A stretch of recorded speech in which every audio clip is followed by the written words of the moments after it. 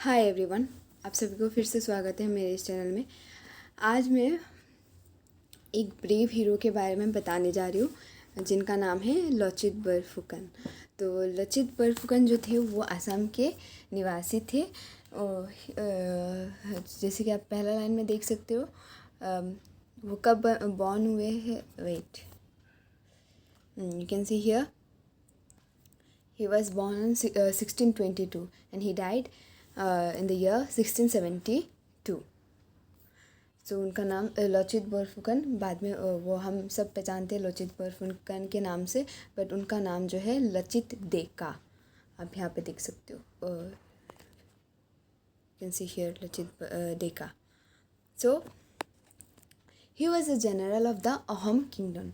जो अहोम किंगडम था उसका जनरल आर्मी, ठीक है, उसका जो सेनापति बोल सकते उनका सेनापति थे अहोम किंगडम के वो।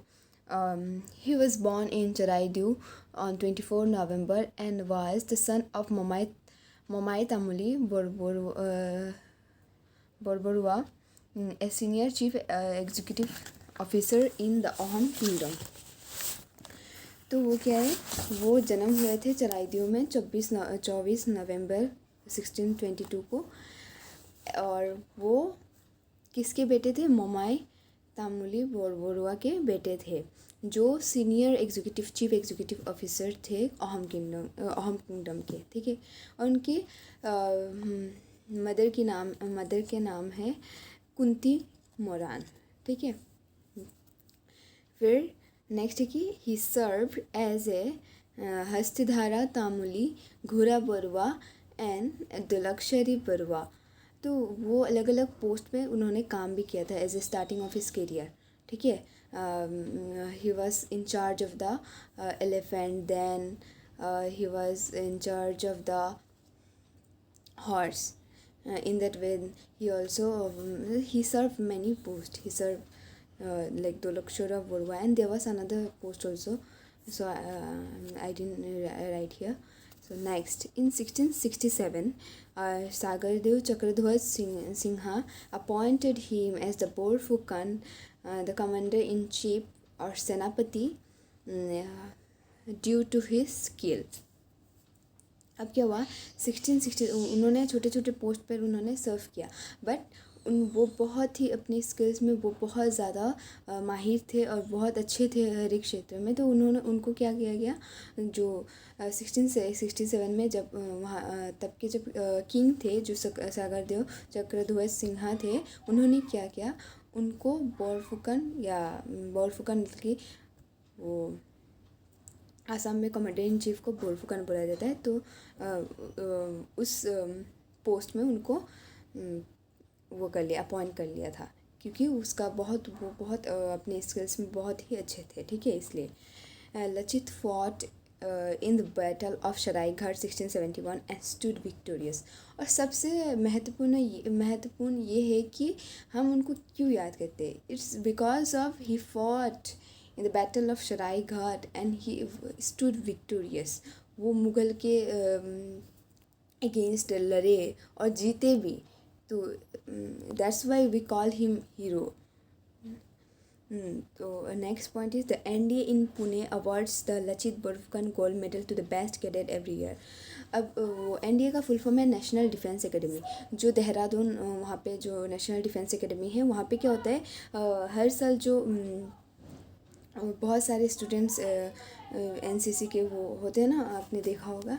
तो वैसे ही जो सबसे बेस्ट कैडेट होता है उसको ये अवार्ड दिया जाता है, जिसका अवार्ड का नाम है लचित बरफुकन गोल्ड मेडल। मतलब कि जो सबसे बेस्ट होगा हर एक ईयर में एक बेस्ट कैडेट निकलता है, तो उसको गोल्ड मेडल दिया जाता है। उस गोल्ड मेडल का नाम होता है Lachit Borphukan, in the honour of Lachit Borphukan, ठीक है। तो Assam celebrate Lachit Divas on 24 November every year to honour his patriotism. तो आसाम क्या करते हैं, आसाम के पूरे आसाम हम सब सेलिब्रेट करते हैं लचित दिवस को। कब?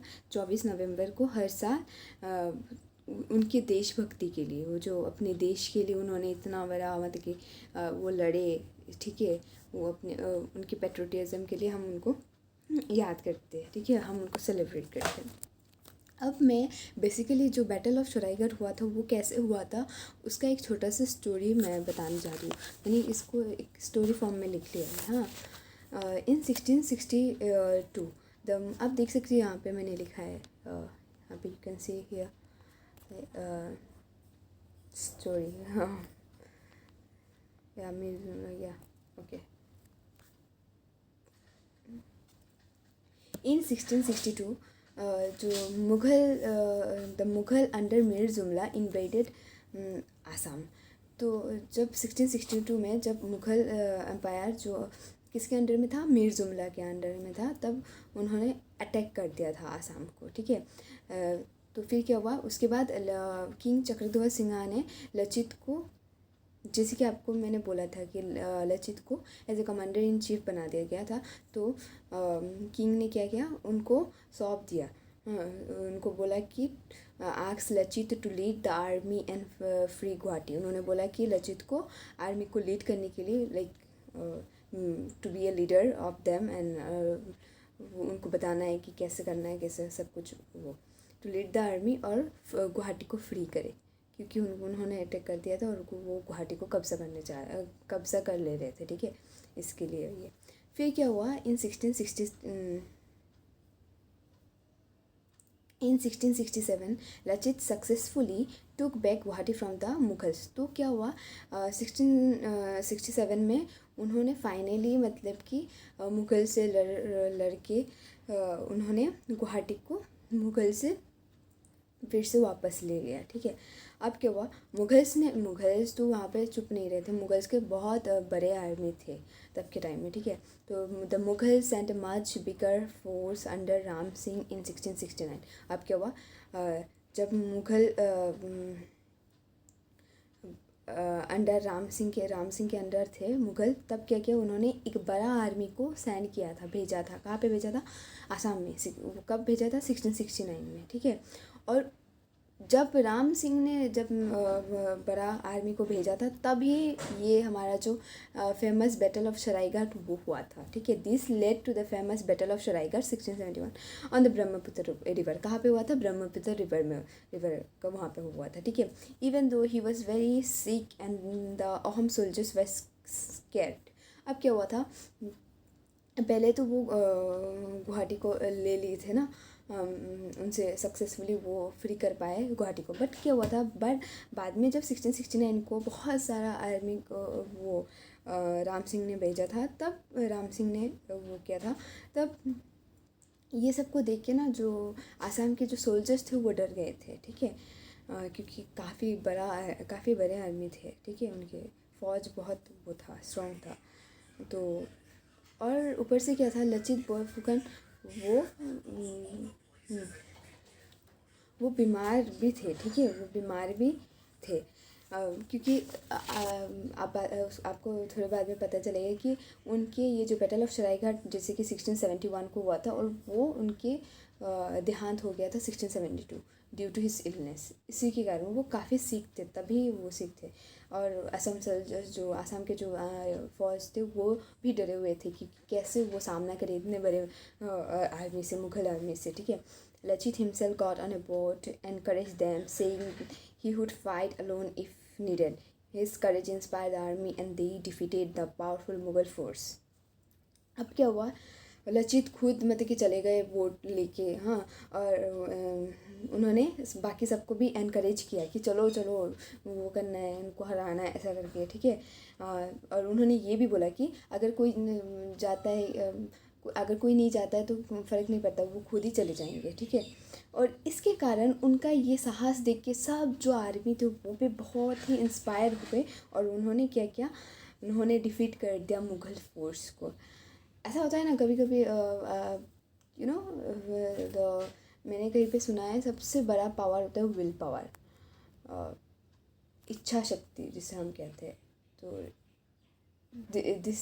वो लचित बोरफुकन की इच्छा शक्ति, like will power, was very strong, he was very determined, that's why he stood victorious, okay. So then what happened? After the victory, the Mughals were pushed back to the Manas river.